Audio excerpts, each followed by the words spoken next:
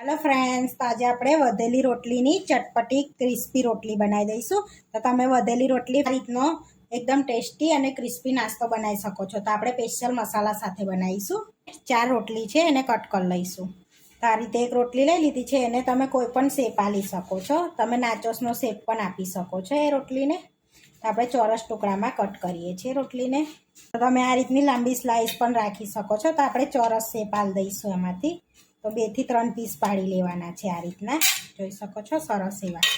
તો આ રીતે આપણે ટુકડા કરી લેવાના છે રોટલીના। આ રીતે આપણે બધા ટુકડા કરી લીધા છે। હવે તરી લઈશું। તો અહીંયા તરવા માટે તેલ મૂકી દીધું છે ગરમ કરવા। તો સરસ ગરમ થઈ ગયું છે। હવે રોટલી એડ કરી દઈશું આપણે ટુકડા, અને ધીમા તાપે એને તરાવા દઈશું સરસ। તો ક્રિસ્પી થાય ને ત્યાં સુધી આપણે તરાવા દેવાની છે। મિક્સ કરી લઈશું અને તરાવા દઈશું ધીમા તાપે આપણે।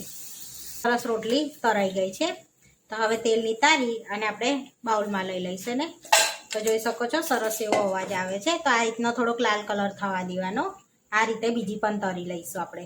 તો આપણે બધી તરાઈને રેડી થઈ ગઈ છે। હવે સ્પેશિયલ મસાલો બનાવી લઈશું આપણે અંદર સ્પ્રિંકલ કરવા માટે, જેથી તો અહીંયા કાશ્મીરી લાલ મરચું લઈશું એક બાઉલમાં, શેકેલા જીરાનો પાવડર લઈશું અડધી ચમચી, 1 ચમચી ચાટ મસાલો લઈશું આપણે, ચપટી હિંગ એડ કરીશું, 1 નાની ચમચી સંચર એડ કરીશું।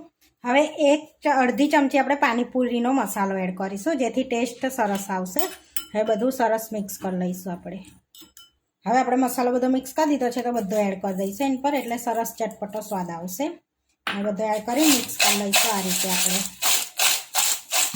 બધું મિક્સ કરી દીધું છે, તો તોડીને બતાવો સરસ એવી ક્રિસ્પી થઈ ગઈ છે આપણી રોટલી। તો તમે આ રોટલીમાંથી ચાટ પણ બનાવી શકો છો। હવે પ્લેટમાં આપણે સર્વ કરી લઈશું।